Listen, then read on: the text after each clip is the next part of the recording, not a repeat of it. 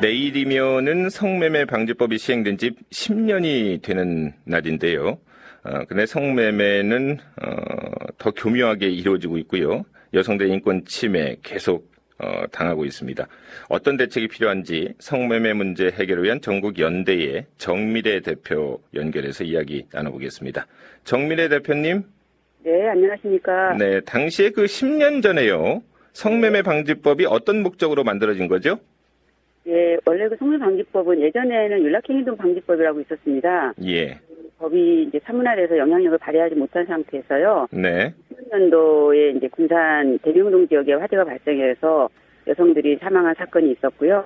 더 크게 보면 2002년도에 이제 개복동이라는 지역에서 화재가 발생해서 거기에서 10명의 여성이 사망한 큰 사건이 있었습니다. 네. 그 사건을 계기로 해서 이제 쭉 파고 들어가다 보니까 그 구조적으로 성산업 구조의 문제, 여성들의 인권 현실의 문제, 이런 것들이 이제 적나라하게 드러나게 된 거죠. 네. 그래서 이제 저희들이 앞장서서 법을 발의를 했고요. 2004년도 3월에 제정이 되어서 이제 내일이네요. 9월 23일이면 올해로 법 시행 10주년이 되는 그런 해가 되겠습니다. 네. 지금 우리나라에서 성매매를 하는 여성의 수를 어떻게 추산하고 있습니까? 많은 분들이 성매매 하면은 이제 도대체 여성 숫자가 얼마나 되느냐 이런 거 궁금해 하실 것 같아요. 예. 이제 아시다시피 이 숫자를 정확하게 파악한다라고 하는 거는 거의 불가능하지 않습니까? 네. 그동안 저희 민간단체도 그렇고 연구조사기관 정부에서도 실태조사들을 좀 많이 하고 있습니다. 네. 그런 것들을 좀 전체적으로 종합해서 저희가 이제 숫자를 추정을 해서 보면은요. 예. 최근의 자료로 보면은 이제 2010년도에 실태조사 보고서들이 좀 나와 있는데요. 그 예전에 2000년도 초반까지만 하더라도 뭐 100만 명이냐 150만 명이냐 이런 논란이 좀 있었는데 최근의 자료들을 보면은 이제 10만에서 한 20, 30만 정도 사이에서 네. 저희들이 여성들이 이제 성매매를 하고 있다라고 하는 그 숫자로 좀 추정을 하고 있습니다. 네. 숫자도 사실 따지고 보면 많이 줄기는 했지만 좀 그 전체 여성 인구로 따지고 보면 1%가 좀 넘는다라고 하는 숫자이기 때문에 이 숫자도 굉장히 좀 많은 것으로 볼 수 있죠. 네. 그리고 많은 여성들이 이제 인권 침해를 당하고 있는 그 피해가 지금 있지 않습니까? 그 피해를 많이 겪고 있는데요. 주로 어떤 피해들을 겪고 있습니까?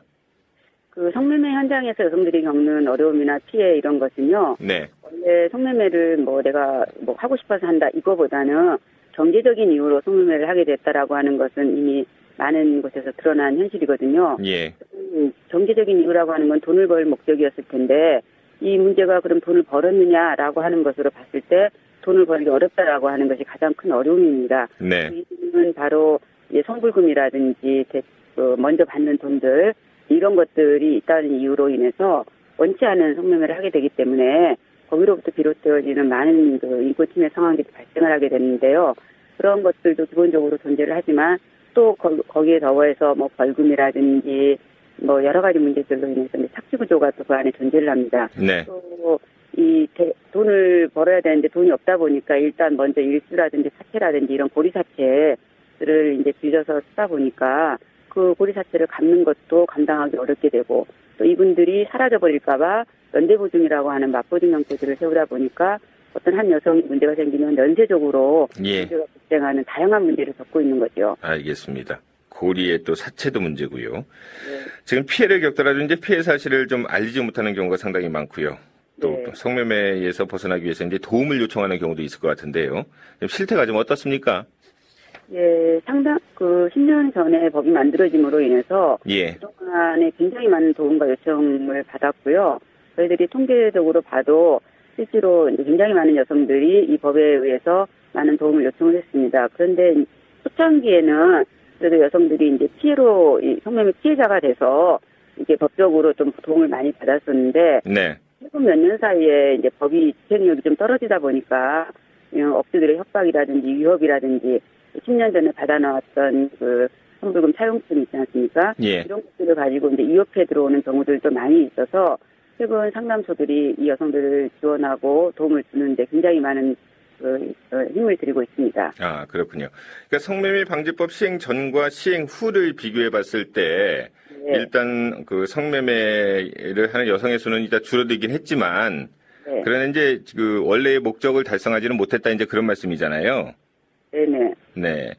그 성매매를 하다가 단속이 될 경우에, 단속에 걸릴 경우에 처벌은 어떻게 이루어집니까? 네. 금방 그 사회자님도 지적했다시피 예. 성매방지법, 그러니까 이 처벌법의 원래 기본적인 목적은 네. 성산업을 축소하기 위해서 집행력을 강화하는 것이고요. 그 여성들의 인권 상황을 개선하기 위해서 국가가 개입을 하는 것이 큰 목적사항입니다. 네. 그런데도 불구하고 이 법에 의해서라기보다는 법적으로 성매매 여성들을 모두 기범죄화하지 못하고 일정 부분에 있어서 강제 강요가 입증이 되면은 피해자가 되고 강제 강요를 입증하지 못하면 이제 처벌되어지는 이런 모순 구조를 갖고 있습니다. 그러다 네. 보니까 여성들 입장에서는 어떤 증거도 없고 증인도 없고 자기를 누가 도와줄 거라고 하는 보장도 없는 거 아니겠습니까? 예. 그러다 보니까 이 사실을 피해 사실을 알리려고 하더라도 자신의 처벌을 감수해야 된다라고 하는 이런 문제가 있어서 이제 도움을 요청하기 좀 어렵게 되고요. 네.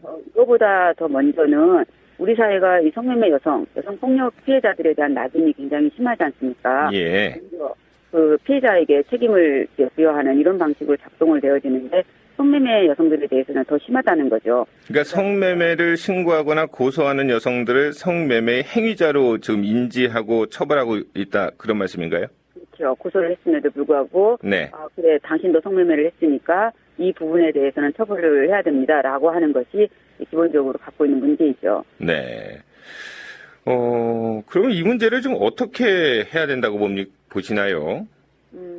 이 문제는 사실은 이제 성매매를 금지했기 때문에 모두 다 그 금지 행위를 위반한 사람들은 네. 다 처벌한다라고 하는 것들이 기존의 이제 법의 질서입니다. 그런데 이제 이런 것들이 꼭 그 부분에만 집착하는 것이 아니라 사실은 성매매 여성은 사회적인 약자이고 취약한 상태에서 자신의 선택으로서 성매매를 하는 것이 아니기 때문에 네. 이 여성들에 대해서는 처벌해서는 안 된다라고 하는 것들이 이제 지금 전 세계적인 목소리거든요. 예. 근거에서 사실은 스웨덴 같은 국가들은 전략적 비범죄화라고 하는 입장을 채택을 하고 있습니다. 네.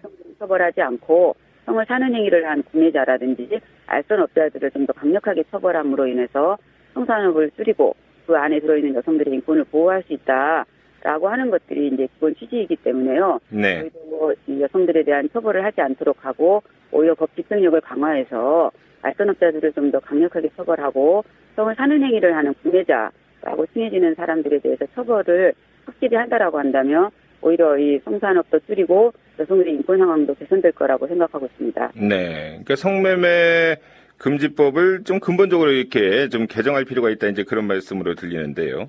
네. 매매라고 하는 것이 이제 사고 판단의 의미가 있지만 성매매하는 여성의 경우에는 이제 강요에 의한 거기 때문에 그분들이 이제 무조건 보호를 해줘야 된다 이제 그런 말씀인 거죠. 예. 마치 이제 매매 거래 그러면 네. 이게 뭐 물건을 사고 파는 거래 행위가 정당하게 이루어진 것처럼 오해가 되지 않습니까? 예. 그래서 저희는 이거를 성착취라고 보는 거죠. 네. 행위의 피해자로 여성들은 처벌해서는 안 되는 거고 거기에 가담했거나 동조했거나 방조했거나 이런 사람들, 이런 산업 구조들을 좀 바꿔야 된다라고 하는 것이고요. 네. 이거를 이제 저희가 수요 차단 정책이라고 보통 얘기를 합니다. 수요 차단 정책.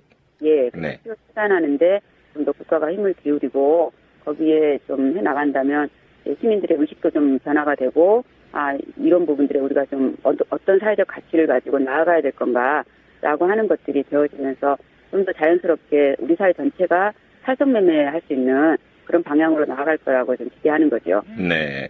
그러니까 어떤 강력한 그 성의 어떤 수요를 차단할 수 있는 그런 정책이 선행돼야 된다. 이제 그런 말씀이네요. 네네. 네. 알겠습니다. 그 성을 사는 남성들이 있는 한 이제 성매매를 하는 여성들이 사라지지 않을 거기 때문에 그 수요를 좀 원천적으로 차단할 수 있는 그런 정책이 필요하다. 이제 그런 말씀이잖아요. 예, 맞습니다. 예. 알겠습니다. 오늘 말씀 여기까지 듣겠습니다. 네, 말씀 잘 들었습니다. 예, 감사합니다. 네, 감사합니다. 지금까지 성매매 문제 해결을 위한 전국연대의 정미래 대표와 말씀을 나눠봤습니다.